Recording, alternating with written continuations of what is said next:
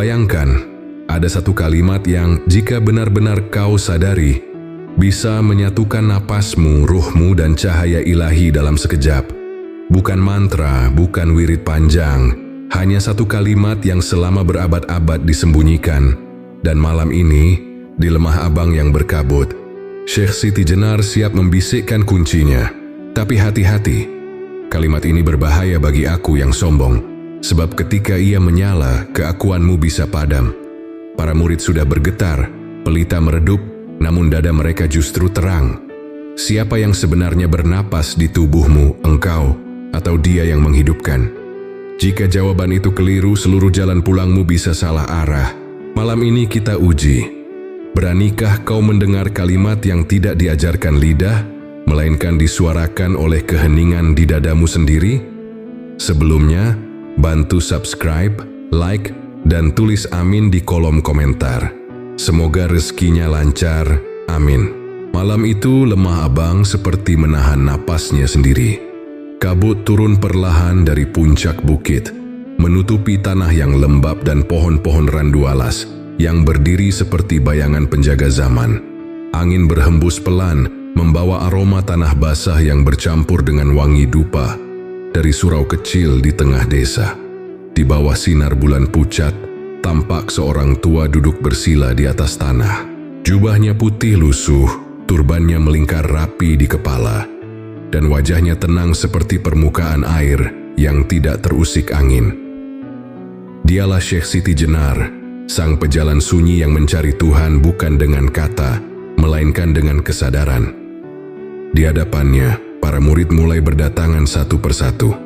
Mereka datang dari arah barat, membawa pelita kecil di tangan.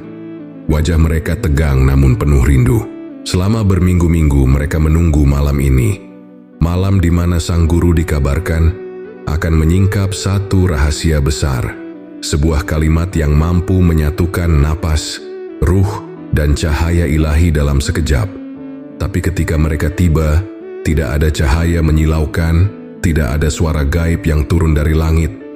Hanya kesunyian. Kesunyian yang begitu dalam hingga suara detak jantung mereka sendiri terasa seperti gema di tengah gua kosong. Syekh Siti Jenar membuka matanya perlahan.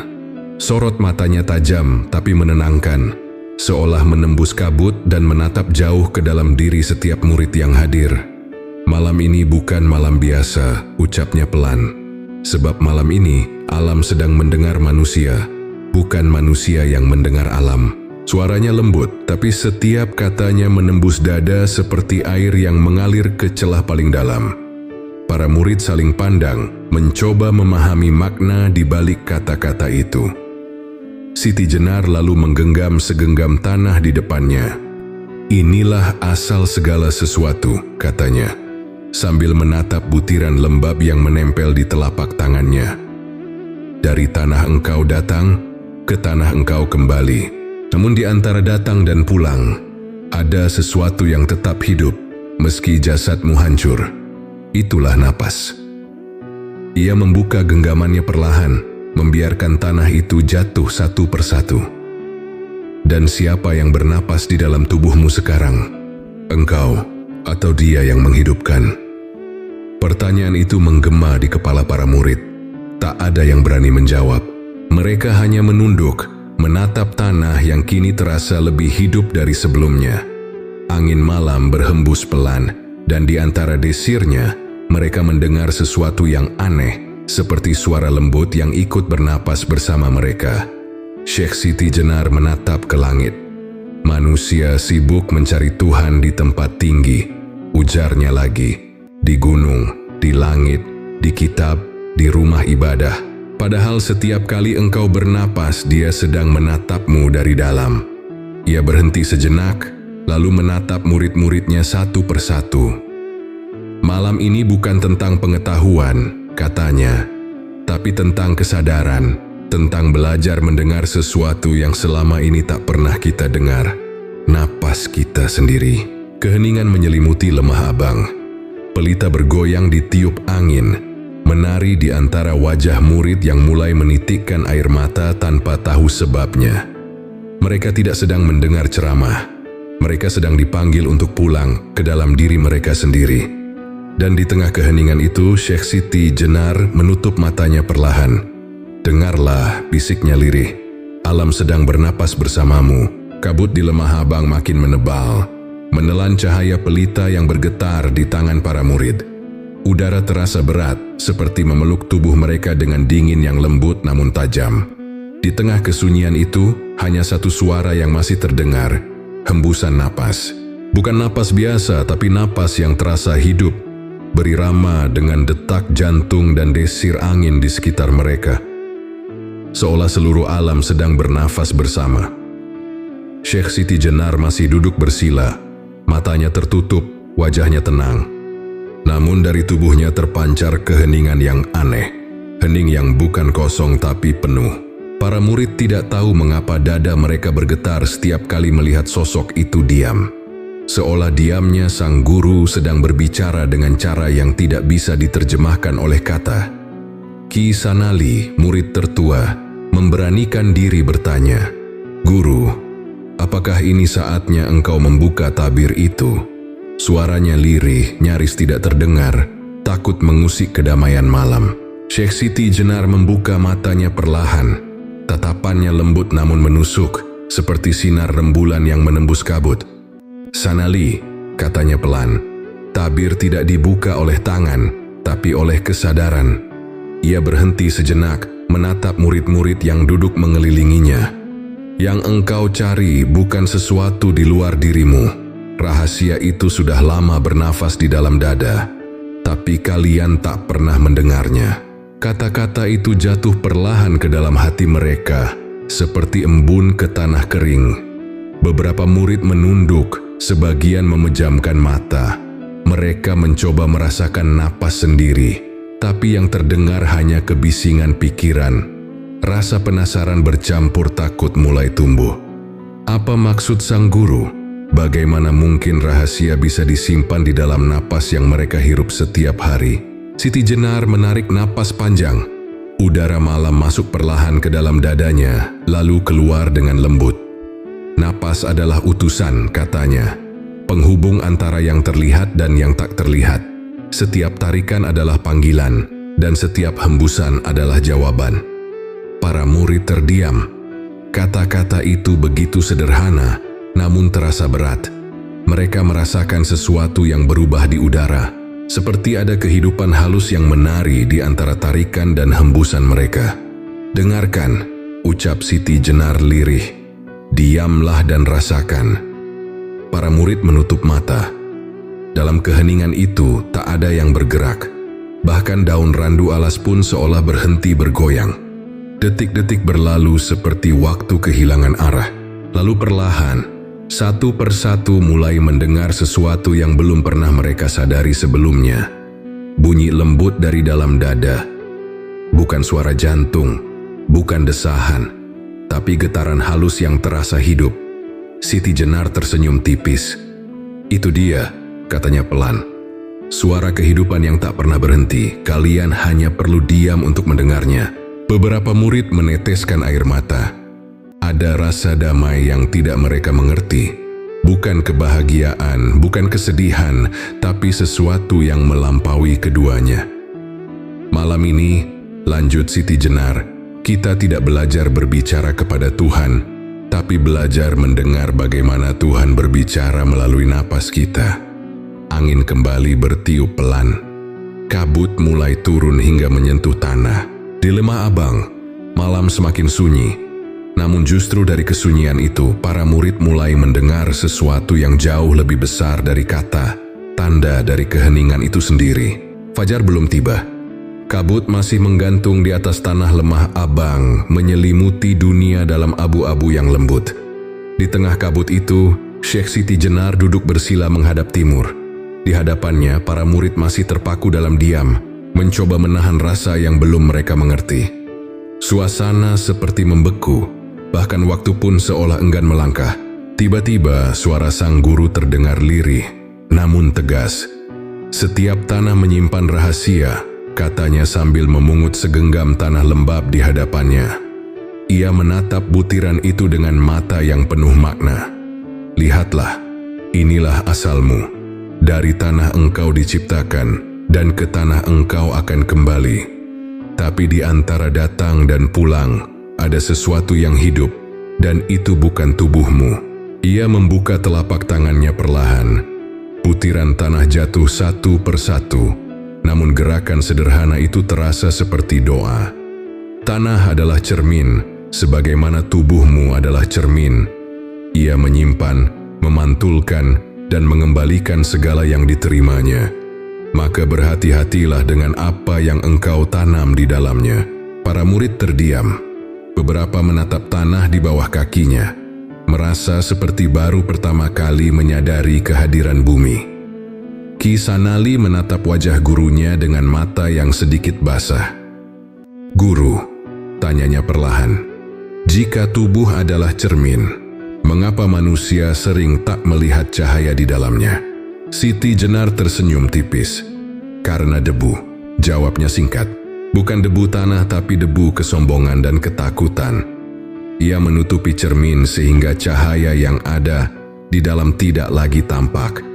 Tugas manusia bukan mencari cahaya di luar, tapi membersihkan debu di dalam dirinya." Angin bertiup perlahan, membawa wangi dedaunan basah. Beberapa helai bambu berderak halus, seperti ikut menyetujui ucapan sang guru. "Tanah tidak menolak apapun," lanjut Siti Jenar. "Ia menerima semua yang dilemparkan padanya, entah itu bunga atau racun. Namun lihatlah, dari yang busuk pun ia tumbuhkan kehidupan baru. Begitu pula dengan dirimu. Bila engkau belajar menerima, engkau akan tumbuh. Tapi bila engkau hanya menghakimi, engkau akan mengering seperti batu." Kata-kata itu jatuh lembut namun menancap dalam. Para murid saling berpandangan, tak ada yang berani memotong. Hati mereka seperti disinari oleh sesuatu yang belum bernama. Siti Jenar menatap tanah di depannya sekali lagi. Tanah ini tidak pernah marah pada langit yang tidak menurunkan hujan, juga tidak sombong ketika disirami. Ia tetap tenang, karena tanah tahu perannya hanyalah menjadi tempat kehidupan berjalan. Begitulah seharusnya manusia, menjadi tempat di mana rahmat Tuhan bisa tumbuh. Keheningan kembali turun, kabut makin menipis, memperlihatkan garis cahaya pertama dari ufuk timur. Wajah Siti Jenar diterangi sinar lembut pagi. "Ketahuilah," ucapnya pelan, "yang paling suci bukanlah mereka yang banyak bicara tentang Tuhan, tapi mereka yang membiarkan dirinya menjadi cermin bagi cahaya Tuhan itu sendiri." Para murid menunduk, dada mereka hangat. Mereka merasa kecil, namun juga dipenuhi kedamaian yang lembut. Dan ketika matahari perlahan muncul di balik bukit, tanah lemah abang memantulkan sinarnya, seolah menyambut kelahiran kesadaran baru. Matahari sudah tinggi, namun hawa dingin masih terasa di lemah abang. Di serambi surau, para murid duduk melingkar mengelilingi Syekh Siti Jenar, yang tampak tenang seperti air tanpa riak.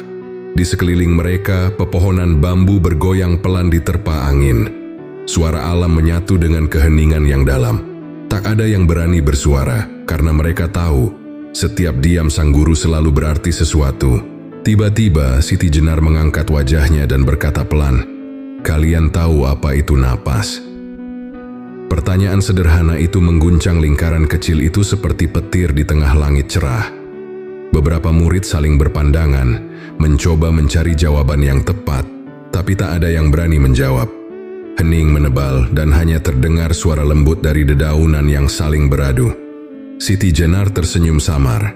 "Kalian menarik napas setiap hari," ucapnya perlahan. "Namun tak pernah menyadari siapa yang sebenarnya bernapas di dalam tubuh ini. Apakah engkau yang melakukannya? Ataukah ada sesuatu yang lebih besar yang menggerakkan dadamu tanpa engkau sadari?"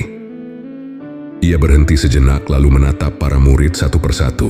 "Coba rasakan," katanya. "Tarik napasmu perlahan. Rasakan udara itu masuk melalui hidungmu, memenuhi dadamu, lalu keluar kembali. Siapa yang melakukannya? Pikiranmu, atau ada kekuatan yang lebih halus yang sedang mengalir di dalam dirimu?" Para murid menuruti. Mereka menutup mata, menarik napas dengan hati-hati. Dalam beberapa detik, dunia di sekitar terasa memudar. Hanya ada suara napas mereka sendiri yang lembut dan berirama. Di antara tarikan dan hembusan itu, ada sesuatu yang terasa hidup, halus, namun nyata. Sebagian murid mulai meneteskan air mata tanpa tahu alasannya. Siti Jenar berkata lagi, suaranya seperti bisikan yang datang dari jauh. Napas bukan sekadar udara. Ia adalah utusan dari yang tak terlihat. Ia datang lalu pergi, namun tidak pernah benar-benar hilang. Setiap tarikan napas adalah pemberian, dan setiap hembusan adalah penyerahan. Ia memejamkan mata. Itulah sebabnya manusia tidak pernah benar-benar sendiri. Selama engkau masih bernapas, ada Dia yang terus hidup melalui dirimu. Ki Sanali membuka matanya. Suaranya bergetar. Guru, apakah artinya Tuhan bernapas melalui kita? Siti Jenar tersenyum, lembut tapi dalam. Tidak, Sanali. Tuhan tidak membutuhkan napas, tapi napasmu adalah jejak kehadirannya. Ia mengizinkan dirimu hidup, agar engkau tahu betapa dekatnya Dia. Angin berhembus lebih kencang, membawa aroma tanah yang hangat. Seolah alam mendengar dan mengamini setiap kata. Selama ini, lanjut sang guru, kalian hidup terburu-buru. Bernapas tanpa sadar, berjalan tanpa arah. Padahal setiap napas adalah doa yang tak terucap, panggilan yang tak bersuara. Jika engkau menyadari satu tarikan saja sepenuhnya, engkau telah melihat sebagian dari rahasia kehidupan. Para murid terdiam. Wajah mereka terlihat tenang, tapi mata mereka bergetar. Di udara yang lembut itu, mereka seolah mulai memahami sesuatu yang selama ini mereka abaikan. Bahwa hidup bukan tentang banyaknya napas yang dihirup, tapi tentang seberapa sadar mereka dalam setiap helaan yang diberikan. Dan di bawah bayangan pohon randu alas yang tua, Siti Jenar menutup pelajarannya dengan satu kalimat yang menggantung di udara. Siapa yang menyadari napasnya akan mengenal siapa yang sedang hidup di dalam dirinya. Senja turun perlahan di lemah abang. Cahaya keemasan menyelinap di antara bambu-bambu tinggi dan menimpa wajah para murid yang masih duduk di serambi surau. Mereka baru saja menyelesaikan zikir senyap yang diajarkan oleh Syekh Siti Jenar sejak pagi. Tidak ada lantunan, tidak ada suara, hanya kesadaran pada napas yang keluar masuk dengan tenang. Suasana terasa hening, tapi bukan hening kosong, hening yang hidup yang berdenyut bersama napas setiap insan di sana. Syekh Siti Jenar duduk bersila menghadap langit barat yang memerah. Sorot matanya teduh, seperti menatap sesuatu yang tidak bisa dilihat oleh mata biasa. Anak-anak, ucapnya pelan. Jika kalian telah mengenal napas, maka sekarang tibalah saatnya untuk melihat apa yang tersembunyi di baliknya. Ia mengangkat tangannya perlahan, menatap telapak tangannya sendiri yang diterpa sinar matahari terakhir. Lihatlah cahaya ini. Ia menerangi segalanya, namun tidak pernah mengaku sebagai pemilik terang. Begitulah seharusnya kesadaran manusia. Para murid mendengarkan dalam diam. Wajah mereka memantulkan cahaya senja yang lembut, dan dalam mata mereka mulai muncul kilau kecil, entah dari pantulan cahaya matahari, atau dari sesuatu yang mulai hidup di dalam diri. Tubuh ini, lanjut Siti Jenar, adalah cermin. Dan cahaya ilahi hanya bisa tampak bila cermin itu bersih dari debu. Ia menatap murid-muridnya satu persatu. Debu itu adalah keakuan, rasa ingin dikenal, ingin diakui, ingin memiliki. Semua itu membuat cermin diri menjadi keruh. Dan ketika cermin keruh, cahaya Tuhan tidak lagi terlihat, walau Ia tetap hadir di sana. Angin senja berhembus perlahan, membawa aroma dedaunan basah. Siti Jenar memejamkan mata sejenak, lalu berkata dengan lembut, "Kalian mungkin berpikir Tuhan bersemayam jauh di langit, tapi sebenarnya Ia tidak pernah pergi. Ia hanya tertutup oleh kabut pikiran dan debu keinginan." Ia mengambil segenggam tanah di sampingnya, memperlihatkannya kepada murid-murid. "Tanah ini kotor, tapi lihatlah, bila aku bersihkan, ia bisa memantulkan cahaya. Begitu pula dengan hati manusia. Ia bukan tempat yang gelap, hanya tertutup oleh hal-hal yang tidak perlu." Ki Wardi yang duduk di samping Sanali mengangkat kepala perlahan. "Guru, Bagaimana kita membersihkan cermin itu? Tanyanya dengan suara gemetar. Siti Jenar membuka matanya dan tersenyum. Dengan kesadaran, dengan berhenti menganggap segala sesuatu milikmu. Saat engkau berhenti berkata aku, saat itulah cahaya akan tampak tanpa engkau mencarinya. Langit mulai gelap, burung-burung kembali ke sarangnya, dan suara jangkrik mulai terdengar. Di tengah ketenangan itu, Syekh Siti Jenar berdiri, jubahnya bergoyang diterpa angin malam. Ingatlah, katanya perlahan, cermin tidak menyimpan cahaya, ia hanya memantulkannya. Maka jangan pernah mengira engkau pemilik terang, karena cahaya itu bukan milikmu, ia hanyalah jejak darinya. Para murid menunduk, sebagian meneteskan air mata. Mereka merasa seolah baru saja disinari oleh sesuatu yang tidak berasal dari luar. Cahaya itu lembut, tapi menembus jauh ke dalam hati, menyisakan rasa hangat yang tak bisa dijelaskan. Dan malam pun turun sepenuhnya di Lemah Habang, meninggalkan satu kesadaran baru di hati mereka, bahwa di balik setiap napas dan keheningan, ada cahaya yang menunggu untuk ditemukan. Malam itu, angin membawa hawa lembut dari arah selatan. Lemah Habang tenggelam dalam ketenangan yang hampir mistis.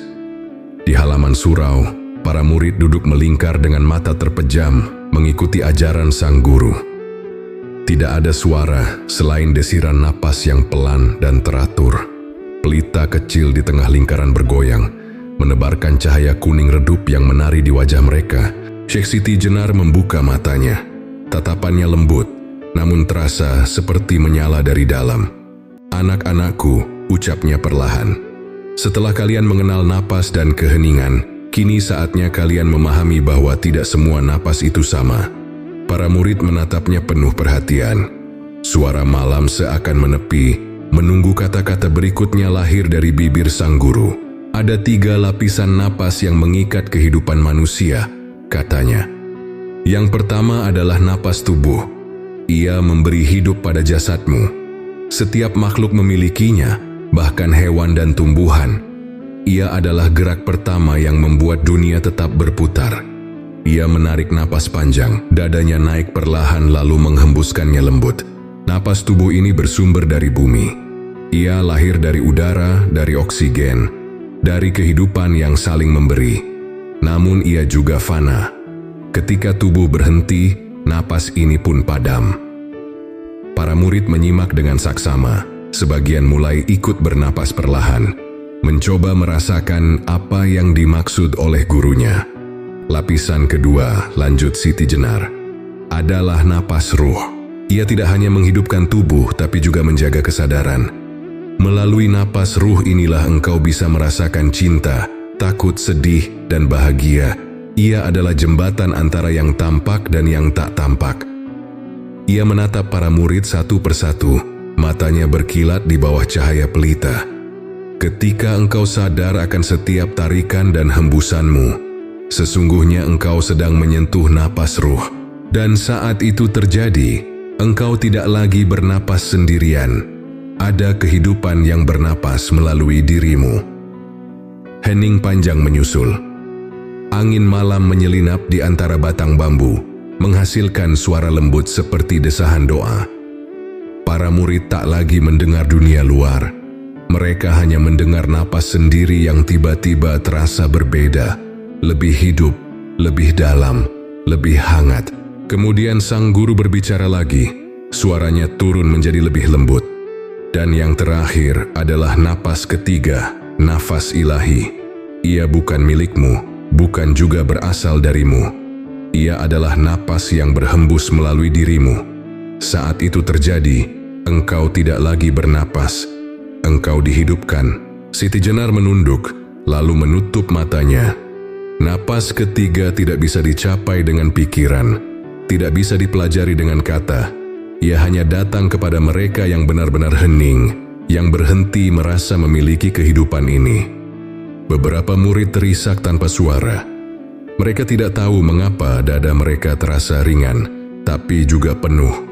Seolah sesuatu yang selama ini tertidur di dalam diri mereka, mulai terbangun perlahan. Siti Jenar membuka matanya dan menatap mereka dengan kasih. Ingatlah, katanya, napas tubuh mengikatmu pada bumi, napas ruh menghubungkanmu pada langit, dan napas ilahi membebaskanmu dari keduanya.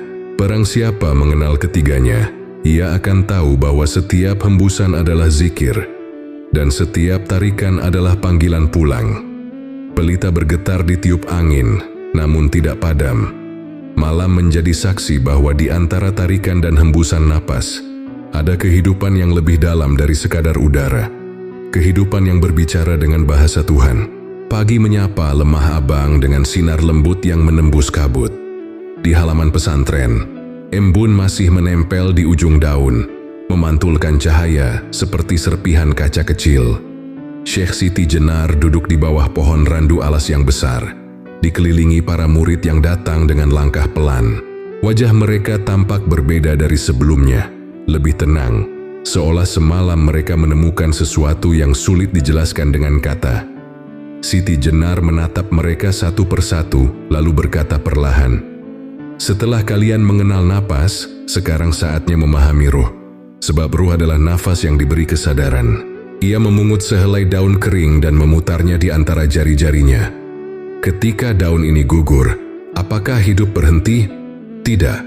Ia hanya berganti bentuk, kembali ke tanah yang memberinya kehidupan. Begitulah ruh. Ia berpindah dari alam ke alam, tapi tidak pernah lenyap. Para murid terdiam. Suara burung terdengar samar di kejauhan, seperti lantunan doa yang mengiringi pengajaran itu. "Ruh," lanjut sang guru, "bukan milikmu. Ia hanya dititipkan agar engkau bisa berjalan di dunia ini. Ia datang dengan izinnya dan akan kembali tanpa permisi. Tugasmu hanya satu, menjaganya tetap jernih." Ia menunduk, lalu menatap telapak tangannya. Tapi banyak manusia yang menodai titipan ini dengan amarah, keserakahan, dan kebencian. Mereka menutup sinar ruh mereka sendiri dengan kabut keinginan. Kisanali mengangkat kepala, matanya lembut tapi bergetar. "Guru," katanya lirih, "bagaimana mungkin kita menjaga sesuatu yang tak terlihat?" Siti Jenar tersenyum tipis. "Dengan kesadaran," jawabnya. "Dengan setiap perbuatan yang tidak menyakiti, dengan setiap ucapan yang tidak melukai, dan dengan setiap niat yang tidak menuntut balasan. Ruh yang bersih hanya akan tinggal dalam tubuh yang tidak dikotori oleh keangkuhan." Angin berhembus perlahan, membuat daun-daun randu alas bergoyang pelan. Cahaya matahari menembus celah di antara ranting, membentuk pola cahaya di tanah. Siti Jenar menatap langit. "Ketahuilah, setiap kali engkau berbuat tanpa pamrih, ruhmu memantulkan cahayanya. Tapi ketika engkau berbuat demi nama, kekuasaan, atau pujian, ruhmu menjadi gelap. Ia menjauh dari asalnya, dan engkau mulai kehilangan arah." Beberapa murid menunduk. Ada yang menggenggam lututnya, ada yang menitikkan air mata diam-diam.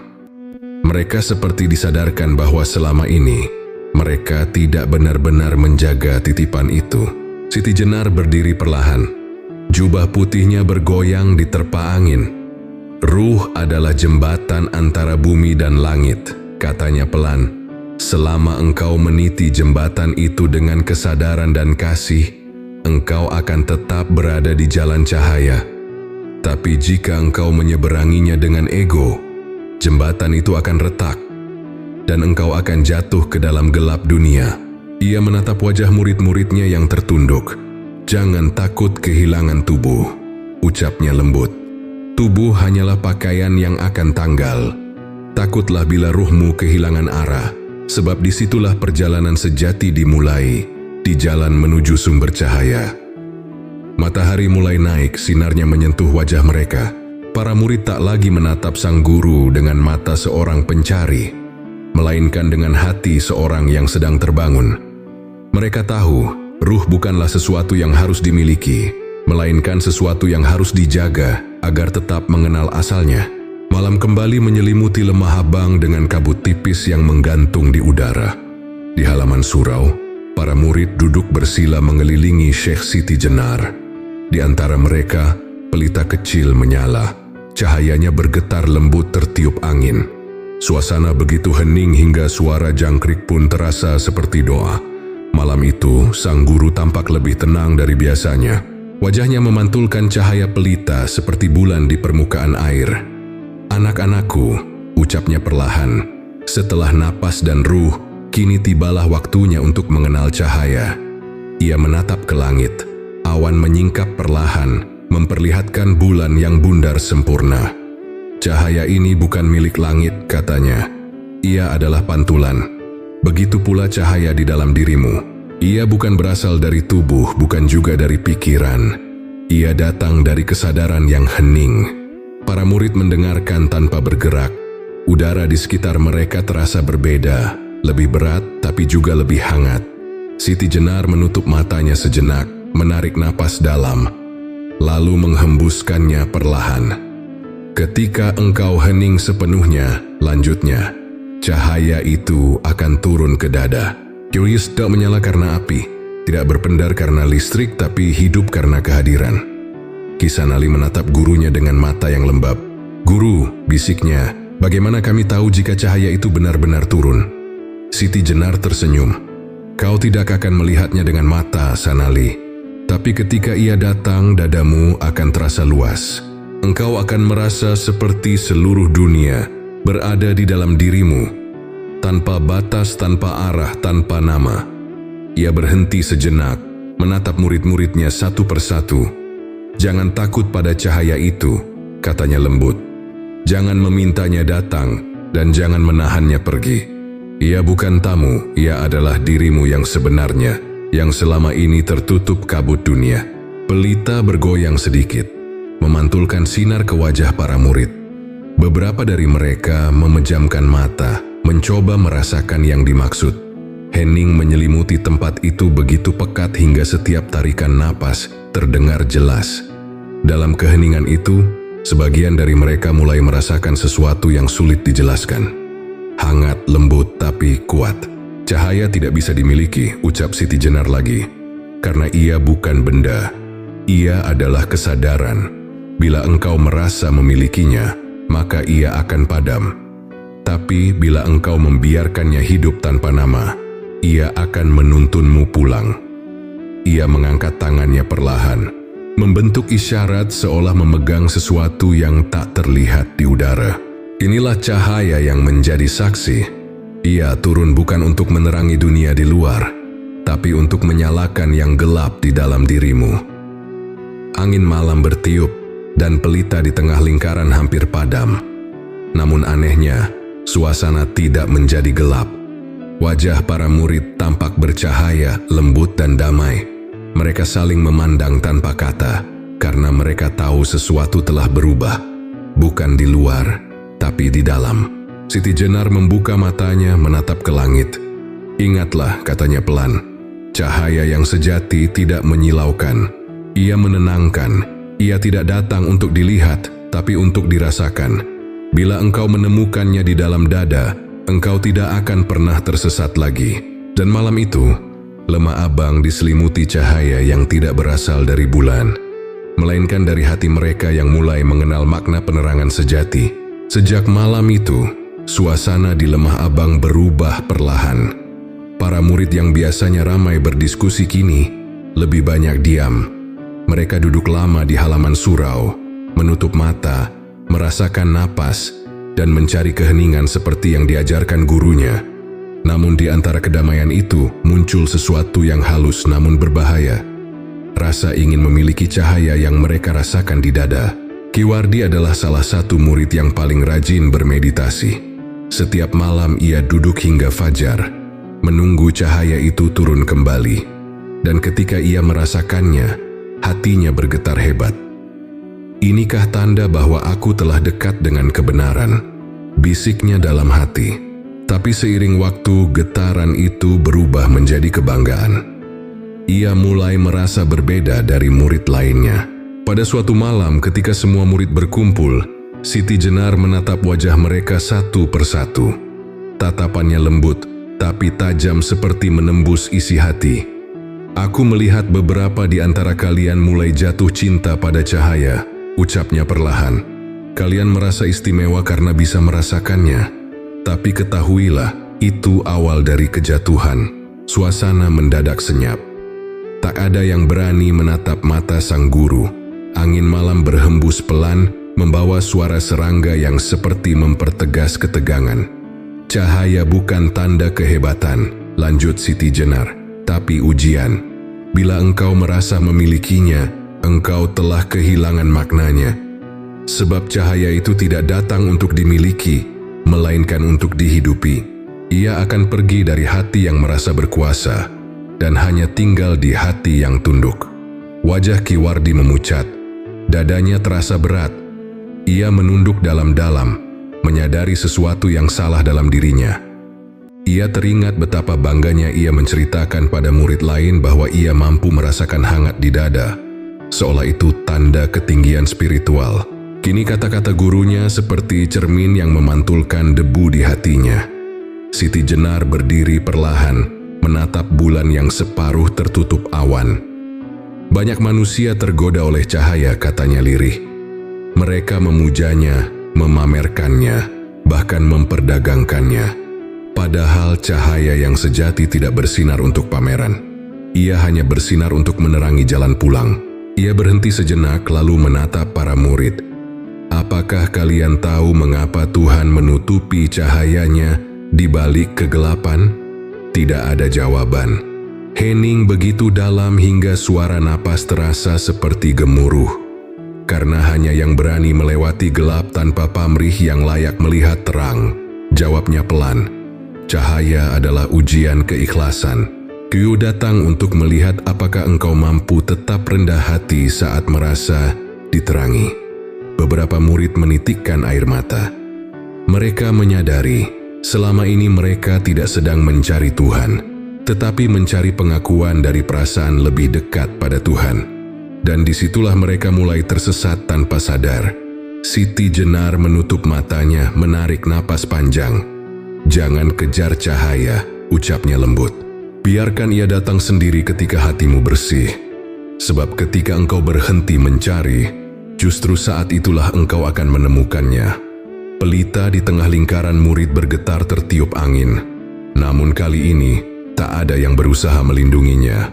Mereka membiarkannya bergoyang, belajar dari sang guru bahwa bahkan cahaya pun tidak untuk digenggam. Cukup disyukuri karena menerangi jalan, walau hanya sesaat.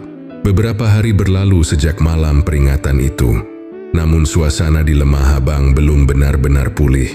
Para murid masih menjalankan laku diam seperti biasa, tetapi di antara ketenangan yang tampak, tersimpan kegelisahan yang halus, sesuatu yang tidak mereka mengerti, tapi mereka rasakan. Ki Wardi, murid yang sempat merasa memiliki cahaya, kini duduk sendirian di pinggir sungai kecil di belakang surau. Air mengalir pelan, memantulkan langit abu-abu di permukaannya. Ia menatap bayangan dirinya di air, tapi yang ia lihat bukan wajah, melainkan kekosongan. Cahaya yang dulu hangat di dadanya kini lenyap. Ia mencoba bermeditasi, mencoba menarik napas dengan sadar, tapi semuanya terasa hampa. Tidak ada getaran, tidak ada rasa tenang, bahkan keheningan pun terasa menjauh. "Guru," bisiknya lirih, "mengapa aku tidak merasakan apa-apa lagi?" Namun suara itu hanya tenggelam dalam desir angin. Tak ada jawaban, hanya pantulan wajahnya sendiri yang bergoyang di air sungai. Dalam diam itu, ia merasa seolah jembatan yang dulu menyambungkan dirinya dengan cahaya kini mulai retak. Malamnya, Siti Jenar memanggil para murid ke halaman surau. Bulan setengah menggantung di langit, cahayanya lembut tapi sendu. Para murid duduk melingkar, wajah mereka tampak lelah. Sang guru menatap mereka dalam-dalam, seperti membaca setiap kegundahan di dada mereka. "Anak-anakku," ucapnya pelan, "perjalanan menuju kesadaran tidak selalu terang. Ada saatnya engkau harus melewati gelap yang sunyi, karena di sanalah kesetiaanmu diuji." Ia menatap Ki Wardi yang menunduk dalam rasa bersalah. "Cahaya yang hilang bukan tanda hukuman," lanjutnya, "melainkan panggilan agar engkau berhenti bergantung pada rasa dan mulai percaya pada yang tak terlihat." Para murid terdiam. Angin malam berhembus membawa aroma dupa yang dibakar di serambi. Ketika jembatan ruhmu mulai retak, kata sang guru, itu berarti ada sesuatu dalam dirimu yang menolak tunduk. Mungkin keakuan, mungkin harapan, mungkin rasa ingin diakui. Semua itu membuat jembatanmu rapuh. Ia berhenti sejenak, lalu menatap ke langit. Tapi jangan takut pada retakan itu, karena dari situlah sinar sejati mulai menembus. Kisanali menatap gurunya dengan mata bergetar. Guru, bagaimana kami memperbaikinya? Siti Jenar menatapnya lembut. Dengan kejujuran jawabnya, akui segala yang menodai hatimu, bukan di hadapanku, tapi di hadapan Dia yang bernafas di dalam dirimu. Jangan sembunyikan kegelapanmu, karena Tuhan tidak pernah menjauh dari orang yang jujur pada dirinya sendiri. Keheningan panjang menyelimuti tempat itu. Beberapa murid mulai menangis pelan, bukan karena sedih, tapi karena merasa ditelanjangi oleh cahaya yang tidak kasat mata. Mereka mulai menyadari bahwa perjalanan batin bukanlah tentang mencapai sesuatu, melainkan tentang kehilangan segalanya, hingga tak ada yang tersisa selain Dia. Siti Jenar berdiri, jubahnya berkibar diterpa angin malam. Ingatlah, katanya lembut, ketika jembatanmu retak, jangan buru-buru memperbaikinya. Duduklah dalam diam, biarkan Tuhan yang menambalnya melalui kesadaranmu. Sebab manusia tidak pernah benar-benar memperbaiki dirinya. Ia hanya belajar diam agar diperbaiki. Dan malam itu, di bawah cahaya bulan yang redup, para murid belajar untuk tidak takut pada kegelapan. Karena mereka tahu kini, kadang cahaya justru menyapa melalui retakan di hati yang paling dalam. Malam itu, langit lemah abang tampak sunyi tanpa bintang. Hanya rembulan tipis menggantung seperti garis cahaya di antara awan. Di serambi surau, Syekh Siti Jenar duduk bersila, dikelilingi para murid yang menunduk dalam diam. Sejak retaknya jembatan ruh, mereka merasa perjalanan batin menjadi lebih berat. Tidak ada lagi cahaya yang hangat di dada. Tidak ada rasa damai yang menenangkan seperti dulu. Yang tersisa hanyalah kesunyian panjang yang tak berujung. Siti Jenar membuka matanya perlahan, menatap murid-muridnya yang gelisah. Kalian merasa kehilangan sesuatu? Tanyanya pelan. Tak ada jawaban, hanya anggukan kecil dari Ki Wardi yang duduk paling depan. Jika engkau merasa kehilangan cahaya, lanjut sang guru, maka ketahuilah yang hilang bukan cahayanya, tapi dirimu yang masih ingin memilikinya. Karena selama masih ada aku, cahaya tidak akan pernah menetap. Para murid menatapnya bingung. Kata-kata itu terasa asing, namun mengguncang. Selama ini, lanjutnya, kalian berjuang untuk menemukan Tuhan, tapi yang harus kalian lenyapkan bukan jarak antara kalian dan Dia, melainkan dirimu sendiri.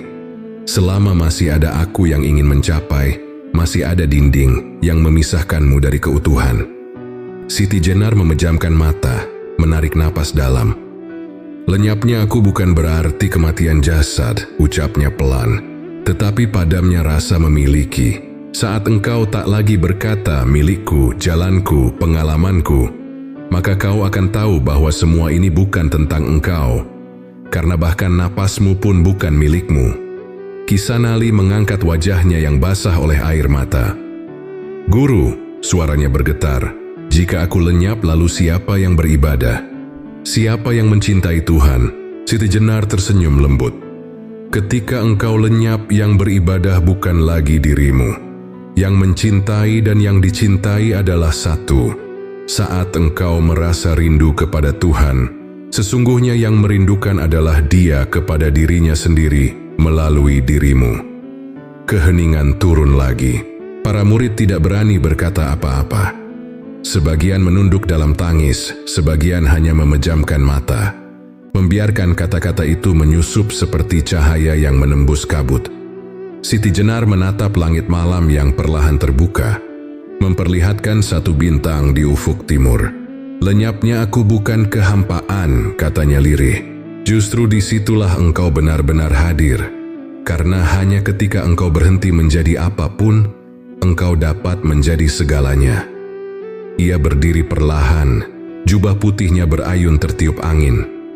"Engkau tak perlu menghapus tubuhmu," ucapnya. "Cukup hapus rasa ingin memiliki segala hal, bahkan rasa ingin memiliki Tuhan. Sebab Dia tak butuh kepemilikan, hanya kesadaran." Para murid terdiam. Mereka merasakan dada mereka bergetar lembut, seolah sebagian dari keakuan yang selama ini menutup cahaya mulai larut perlahan. Siti Jenar menutup matanya lagi. Suaranya turun menjadi bisikan. "Bila engkau telah lenyap, engkau tak lagi melihat dunia sebagai tempat tapi sebagai cermin. Dan di dalam cermin itu tak ada lagi engkau, tak ada aku, hanya Dia yang hidup melalui segala yang bernapas." Malam di Lemah Abang kembali sunyi. Namun kali ini, kesunyian itu tidak lagi menakutkan, karena di dalamnya, para murid mulai belajar lenyap, agar akhirnya benar-benar hidup. Malam turun perlahan di Lemah Abang. Langit berwarna kelabu, bulan tersembunyi di balik kabut tebal. Di dalam surau kecil yang remang, Syekh Siti Jenar duduk bersila di tengah lingkaran para muridnya. Di hadapan mereka hanya ada satu pelita kecil yang cahayanya bergetar lemah, seolah ikut mendengarkan. Udara terasa berat, seakan seluruh alam menunggu sesuatu yang besar akan terjadi malam itu. "Anak-anakku," ucap Siti Jenar pelan, "kita telah berjalan jauh. Kalian mengenal napas, menyentuh ruh, dan merasakan cahaya. Tapi semua itu belum berarti apa-apa jika masih ada aku di antara kalian dan Dia." Para murid menunduk. Suara sang guru terdengar seperti datang dari dua tempat sekaligus, dari ruang surau dan dari dalam dada mereka sendiri. Siti Jenar menatap pelita di hadapannya. "Cahaya kecil ini," katanya, "tak pernah menolak gelap di sekitarnya. Ia hanya menyala karena tugasnya memang untuk menerangi. Begitu pula manusia. Jika ia sadar, ia akan bersinar tanpa mengaku sebagai sumber cahaya." Ia lalu menutup matanya, menarik napas panjang, dan suasana menjadi semakin hening. "Sekarang," katanya lirih, "dengarkan baik-baik, malam ini aku tidak akan memberi ilmu. Aku hanya akan memberi satu kalimat. Tapi jika kalimat ini kalian dengar dengan hati, bukan telinga, maka seluruh hidup kalian akan berubah." Para murid menahan napas. Angin berhenti berembus. Pelita nyaris padam, tapi tidak mati. "Dengarkan," ucap Siti Jenar dengan suara nyaris berbisik. "Tidak ada aku kecuali Dia yang hidup di dalam setiap nafasku." Begitu kalimat itu terucap, suasana seolah berhenti. Udara bergetar halus. Beberapa murid menunduk, dadanya bergetar hebat. Yang lain menangis tanpa tahu mengapa. Bukan karena sedih, tapi karena seolah ada sesuatu di dalam diri mereka yang runtuh dan menyatu. Siti Jenar membuka matanya perlahan, tatapannya lembut tapi dalam. "Inilah kalimat yang menyatukan napas, ruh, dan cahaya," katanya. "Ketika engkau benar-benar menyadari bahwa tidak ada yang hidup kecuali Dia, maka lenyaplah segala batas. Engkau tidak lagi beribadah kepada Tuhan yang jauh, karena yang beribadah dan yang disembah telah menjadi satu gerak yang sama." Kisanali terisak. "Guru, apakah ini yang disebut fana?" Siti Jenar tersenyum tipis. "Fana bukan lenyapnya jasad, Sanali. Fana adalah ketika engkau berhenti melihat dua. Ketika engkau menyadari bahwa segala gerak, segala napas, dan segala cahaya berasal dari satu sumber yang sama." Ia menatap murid-muridnya yang kini tenggelam dalam diam dan air mata. "Kalimat ini bukan untuk dihafal," lanjutnya. "Ia untuk dihidupi. Bila engkau mengucapkannya dengan lidah, engkau hanya bicara. Tapi bila engkau mengucapkannya dengan kesadaran, engkau akan menjadi saksi bagi kehidupan itu sendiri." Angin malam berembus lembut. Pelita yang sempat redup tiba-tiba menyala lebih terang tanpa disentuh siapapun. Wajah Siti Jenar diterangi cahaya keemasan yang lembut, membuat seluruh ruangan tampak seperti dipenuhi sinar dari dalam bumi. "Malam ini," ucap sang guru lirih, "bukan aku yang berbicara. Dia yang berbicara melalui napasku. Dan malam itu Lemah Abang menjadi saksi bagi rahasia yang tidak tertulis dalam kitab manapun. Satu kalimat yang mengguncang dunia batin manusia, namun menenangkan langit di dalam dada. Sejak malam ketika kalimat itu terucap, Lemah Abang tidak lagi sama. Angin yang berembus terasa lebih lembut, udara seperti membawa ketenangan yang tidak bisa dijelaskan. Para murid yang dulu sibuk dengan tanya kini lebih banyak diam. Mereka tidak lagi mencari cahaya, tidak lagi menunggu tanda, karena mereka mulai menyadari bahwa yang mereka cari ternyata selama ini sudah bernafas di dalam diri mereka sendiri. Pagi itu, Syekh Siti Jenar duduk di halaman surau menghadap matahari terbit. Para murid berkumpul di belakangnya dalam diam. Burung-burung berkicau di kejauhan. Namun suara itu terdengar seperti bagian dari zikir alam. "Anak-anakku," ucap Siti Jenar pelan. "Setelah kalimat itu kalian dengar, jangan berpikir bahwa perjalanan telah selesai. Justru disinilah zikir yang sejati dimulai. Zikir yang tidak lagi diucap dengan lidah, tapi dihembuskan lewat napas." Ia menunduk, menarik napas panjang. "Setiap tarikan napas adalah panggilan," katanya. "Dan setiap hembusan adalah jawaban. Maka barang siapa sadar dalam setiap helaan hidupnya, sesungguhnya ia sedang berzikir tanpa henti." Para murid memejamkan mata, mengikuti irama napas sang guru. Tidak ada lantunan, tidak ada bacaan, hanya keheningan yang berdenyut lembut di dada mereka. Dalam keheningan itu, sesuatu terasa berubah. Nafas mereka menjadi ringan, mengalir tanpa usaha, seolah mereka tidak lagi bernapas untuk diri sendiri. Ki Sanali membuka matanya perlahan. Ia menatap gurunya dan berbisik, "Guru, apakah ini yang engkau sebut napas ketiga?" Siti Jenar menatapnya dengan senyum yang tenang. "Ya Sanali, nafas ketiga bukan milikmu. Ia adalah napas yang berhembus melalui dirimu. Saat engkau menyadarinya, engkau tidak lagi hidup karena dirimu sendiri, tapi karena Dia yang menghidupkan segalanya." Ia menatap murid-muridnya satu persatu. "Mulai hari ini," lanjutnya, "jadikan setiap napasmu sebagai zikir. Jangan lagi menyebut namanya dengan terburu-buru. Biarkan nama itu mengalir bersama udara yang keluar dan masuk dari dadamu. Karena sesungguhnya, di setiap hembusan, Dia sedang memuji dirinya sendiri melalui dirimu." Beberapa murid meneteskan air mata. Mereka merasakan kehangatan yang sulit dijelaskan, seolah setiap napas yang mereka hirup adalah pelukan halus dari sesuatu yang tak terlihat. Tak ada rasa berat, tak ada rasa takut, hanya kedamaian yang perlahan mengalir ke seluruh tubuh. "Zikir sejati," ucap Siti Jenar, "bukan tentang berapa banyak kau menyebut nama Tuhan, tapi seberapa sadar kau hidup dalam napas yang Ia berikan. Bila engkau bernapas dengan kesadaran itu, maka setiap detik adalah doa, dan setiap hembusan adalah sujud." Ia menutup matanya lagi, membiarkan angin pagi mengelus wajahnya.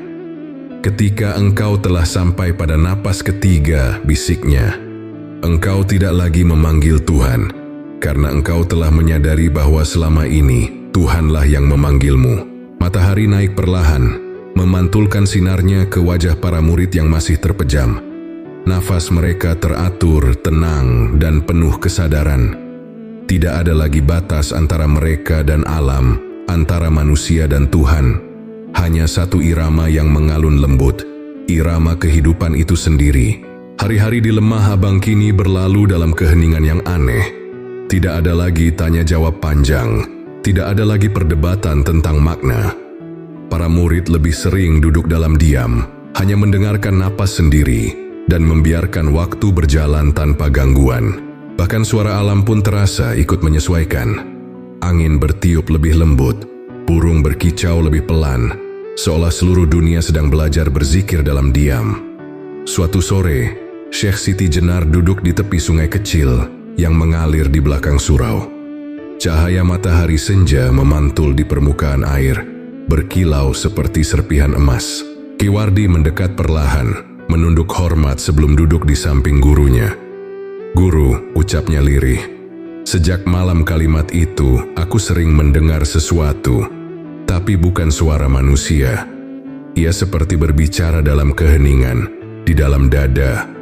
Apakah itu hanya bayang pikiranku? Siti Jenar menatap air yang mengalir, lalu tersenyum.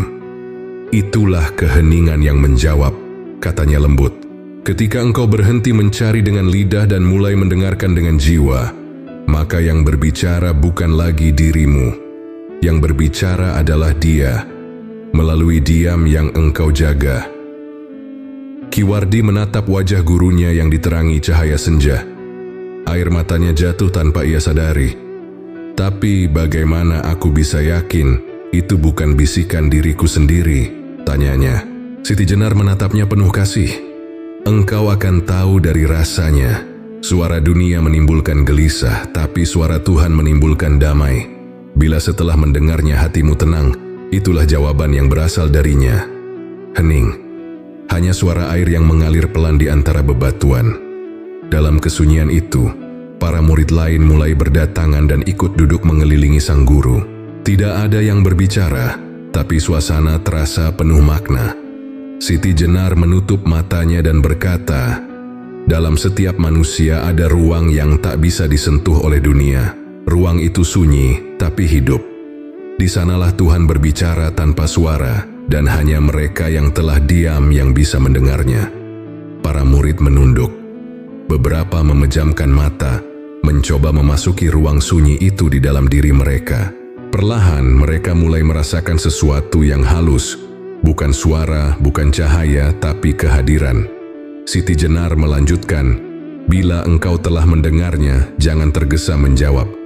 Tuhan tidak butuh kata, Ia hanya ingin engkau mendengar dan memahami. Karena pemahaman sejati tidak lahir dari pikiran, melainkan dari kesadaran yang berserah. Langit berubah jingga keemasan. Bayangan pepohonan memanjang di atas tanah. Waktu terasa berhenti. Keheningan, kata Siti Jenar, adalah bahasa pertama sebelum ada suara. Maka barang siapa belajar mendengar dalam diam, ia sedang berbicara dengan Tuhan tanpa perlu sepatah kata pun. Para murid meneteskan air mata dalam diam. Mereka mulai mengerti bahwa doa yang paling dalam bukanlah yang diucap, tapi yang dirasakan di antara dua helaan napas. Ketika matahari perlahan tenggelam di ufuk barat, Siti Jenar membuka matanya dan berbisik, anak-anakku, jangan takut pada keheningan, karena di sanalah seluruh semesta menjawab. Dan bila engkau benar-benar mendengarkan, engkau akan tahu, selama ini yang kau sebut doa hanyalah gema dari jawaban yang telah lebih dulu dikirim. Pagi di Lemah Abang terasa berbeda. Kabut tipis perlahan terangkat, memperlihatkan hijaunya sawah dan pepohonan yang berkilau oleh embun. Para murid keluar dari surau satu persatu. Namun kali ini mereka tidak berbicara seperti biasanya. Mereka berjalan perlahan, menatap segala sesuatu di sekitar mereka dengan pandangan yang lembut, seolah baru pertama kali melihat dunia. Syekh Siti Jenar duduk di bawah pohon randu alas yang tua. Senyum tipis menghiasi wajahnya saat melihat para murid mengamati daun, air, dan tanah dengan kekaguman yang sederhana. Anak-anakku, ucapnya, lihatlah dunia ini. Ia bukan tempat yang harus kalian kuasai, melainkan kitab yang harus kalian baca. Para murid menatap sang guru dengan penuh perhatian. Selama ini, lanjutnya, kalian membaca kitab dengan mata, tapi lupa membaca kehidupan dengan hati. Padahal, setiap daun yang gugur adalah ayat, setiap angin yang berhembus adalah kalimat, dan setiap detik kehidupan adalah zikir yang tak berhenti. Angin bertiup pelan, daun randu jatuh perlahan ke tanah di depan mereka. Siti Jenar mengambil satu dan menatapnya lama. Daun ini, katanya, tidak protes saat jatuh, karena ia tahu itu bagian dari ayat kehidupannya. Manusia seharusnya begitu, menerima jatuh dan tumbuh sebagai bagian dari bacaan yang sama. Kisanali yang duduk di barisan depan mengangkat wajahnya. Guru, apakah itu artinya seluruh dunia adalah kitab Tuhan? Siti Jenar mengangguk perlahan. Benar, Sanali, dunia adalah kitab yang terbuka, dan manusia adalah huruf yang berjalan di atasnya. Tapi banyak yang membaca huruf dirinya saja. tanpa melihat kalimat besar yang membentuk makna semesta. Suasana hening kembali. Para murid menunduk, meresapi setiap kata yang terucap. Dalam hati mereka muncul rasa haru yang halus, seolah setiap benda di sekeliling tiba-tiba hidup dan berbicara dengan bahasa yang tidak memerlukan suara. Siti Jenar menatap langit biru yang mulai cerah. Ketika engkau melihat dengan kesadaran, engkau tidak lagi memisahkan dunia dari Tuhan. Air yang mengalir, burung yang terbang, bahkan bayangan di tanah. Semuanya adalah pernyataannya yang terus hidup. Ia berhenti sejenak, lalu melanjutkan, dan barang siapa membaca dunia dengan mata cinta, maka ia tidak akan melihat dosa, tapi pelajaran. Tidak melihat perpisahan, tapi pertemuan. Karena setiap kejadian hanyalah cara Tuhan memperkenalkan diri melalui bentuk yang berbeda. Ki Wardi menunduk dalam-dalam. Ia merasakan sesuatu bergetar di dadanya. Guru, suaranya lirih. Apakah ini artinya kami tidak perlu mencari Tuhan lagi? Siti Jenar menatapnya lembut. Tuhan tidak pernah pergi, Wardi. Ia hanya menunggu engkau berhenti mencari di luar dirimu. Sebab dunia ini tidak lain adalah bayangan dari cahayanya yang menyentuh segala sesuatu. Matahari mulai naik tinggi. Sinar keemasan memantul di permukaan sungai, menyinari wajah para murid yang tampak berseri. Mereka tidak lagi melihat dunia dengan mata biasa, melainkan dengan hati yang telah belajar membaca. Dan pagi itu, di Lemah Abang, dunia seakan menjadi kitab terbuka. Setiap suara, setiap hembusan, setiap gerak menjadi ayat yang hidup. Dan di dalamnya mereka akhirnya membaca nama Tuhan, bukan dengan kata, tapi dengan kesadaran yang menyala lembut di dada. Fajar terakhir di Lemah Abang datang dengan sunyi yang indah. Kabut tipis bergulung di antara pepohonan, seolah alam ingin menundukkan diri untuk menyaksikan sesuatu yang suci. Di halaman surau, para murid duduk melingkar seperti malam-malam sebelumnya. Namun kali ini terasa berbeda. Tidak ada pertanyaan, tidak ada kegelisahan. Hanya keheningan yang lembut, penuh ketenangan yang dalam. Syekh Siti Jenar duduk di tengah mereka. Tubuhnya tampak lemah, tapi wajahnya memancarkan cahaya lembut yang sulit dijelaskan. Tatapannya tidak lagi seperti melihat dunia, lebih seperti menatap ke arah yang tidak bisa dijangkau mata manusia. Anak-anakku, ucapnya perlahan, perjalanan kita hampir selesai. Tapi jangan salah mengira, akhir ini bukan perpisahan. Ini adalah kepulangan. Para murid menunduk menahan haru. Angin fajar menyentuh jubah putih sang guru, membuatnya bergoyang lembut seperti ombak kecil. Selama ini, lanjutnya, kalian mengira jalan menuju Tuhan panjang dan berliku. Kalian berpuasa, bersujud, berdoa, berharap bisa mendekat, padahal kalian tidak pernah jauh. Sebab setiap tarikan napasmu adalah langkah pulang, dan setiap hembusanmu adalah pelukan darinya. Ia menarik napas panjang, lalu menghembuskannya perlahan. Tuhan tidak menunggu di ujung jalan, katanya dengan suara nyaris berbisik. Ia berjalan bersamamu sejak pertama kali engkau bernafas. Jalan pulang itu tidak berjarak, hanya terselubung oleh lupa. Beberapa murid menitikkan air mata. Ki Sanali menggenggam lututnya, berusaha menahan getaran di dada. Ia tahu, sang guru sedang berbicara bukan hanya tentang hidup, tapi tentang keberadaan yang melampaui batas waktu. Ketika engkau menyadari napasmu bukan milikmu, lanjut Siti Jenar.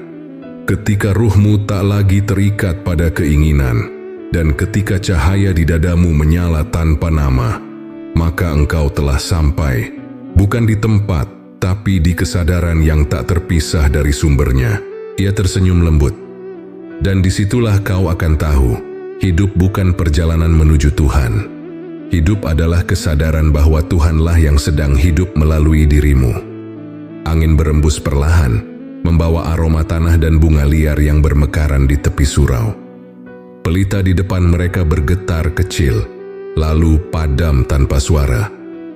Namun anehnya, tempat itu tidak menjadi gelap. Wajah para murid justru tampak bercahaya, diterangi sesuatu yang tak berasal dari luar. Siti Jenar menatap mereka untuk terakhir kalinya. "Anak-anakku," katanya lirih, "bila suatu hari aku tak lagi bersama kalian, jangan mencariku di pusara. Aku tidak di tanah, tidak di langit. Aku ada di antara dua napas kalian, di tempat di mana diam menjadi doa dan hidup menjadi zikir." Ia menunduk, menutup mata perlahan. Helaan napas terakhirnya begitu lembut, seperti angin yang berhenti sejenak sebelum fajar penuh tiba. Para murid tetap duduk diam, membiarkan air mata mengalir tanpa isah. Mereka tahu sang guru tidak pergi. Ia hanya pulang ke tempat yang selama ini ia ajarkan, di dalam kesadaran yang tak berjarak. Dan ketika matahari pertama muncul di ufuk timur, cahaya keemasan menyinari lemah Abang. Di antara udara pagi yang hening, terasa napas yang mengalun lembut. Bukan dari satu orang, tapi dari seluruh kehidupan. Seolah alam dan manusia kini bernafas dalam satu kesadaran yang sama. Tiada jarak antara aku dan dia.